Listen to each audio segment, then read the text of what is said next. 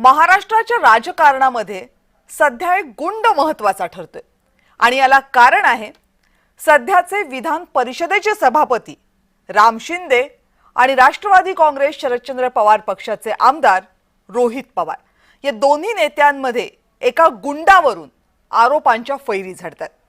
कळीचा मुद्दा आहे निलेश घायवळला मदत केली कुणी। आता एव्हाना महाराष्ट्राला निलेश घायवळ कोण हे चांगले ठाऊक झाले।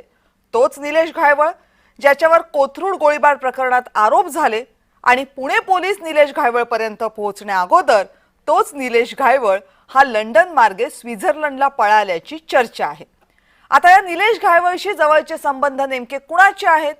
राम शिंदे यांनी आज पुन्हा एकदा आरोप केलेत आणि त्याला रोहित पवारांनी उत्तर दिले। अगोदर या निलेश घायवळला बंदुकीचा परवाना द्यायला परवानगी दिली कुणी यावरून प्रकरण गाजलं होतं आणि आता या निलेश घायवळला पासपोर्ट देण्यासाठी मदत कुणी केली हे प्रकरण गाजतंय।